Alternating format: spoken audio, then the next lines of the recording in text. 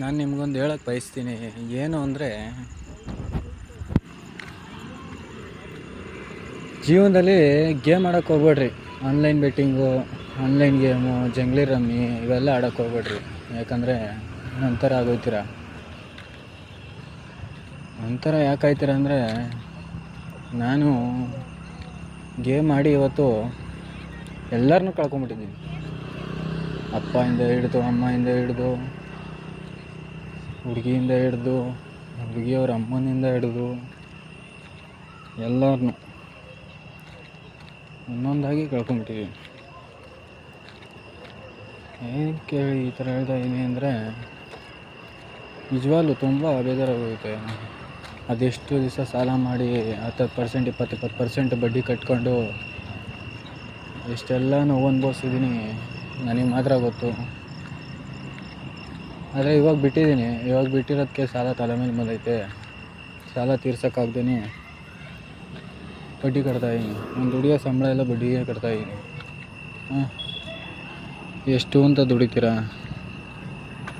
ಮನೆಗೆ ₹1 ಕೊಡೋಕ್ಕಾಯ್ತಾಯಿಲ್ಲ. ಮನೆಯವ್ರ ನಂಬಿಕೆ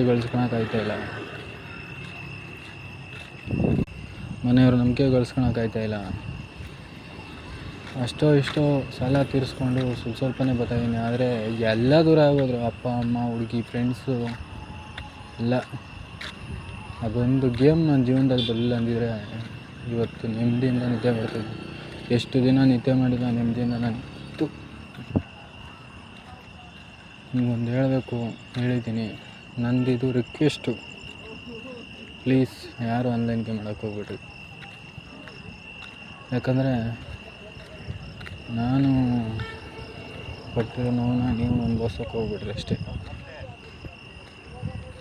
ನಾನು ಅನುಭವಿಸಿರೋ ನೋವನ್ನ ನೀವೇ ಅನುಭವಿಸಿ ತಿರ್ಗಾ ಅದೇ ಇದಕ್ಕೆ ಬೀಳೋಕೆ ಹೋಗ್ಬೇಡ್ರಿ.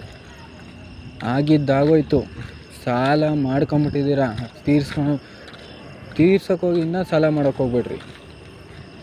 ಆಗಿದ್ದ ದೊಡ್ಡದಿರಲ್ಲ ಅಷ್ಟೋ ಇಷ್ಟೋ ತೀರಿಸ್ಕೊಂಡು ಅಣ್ಣನೋ ಅಪ್ಪನೋ ಅಂತ ಕಾಲು ಹಿಡ್ಕೊಂಡಿರ್ರಿ. ನಂತರ ಯಾವ ಅಪ್ಪನೂ ಬರಲಿಲ್ಲ, ಯಾವ ಅಮ್ಮನೂ ಬರಲಿಲ್ಲ.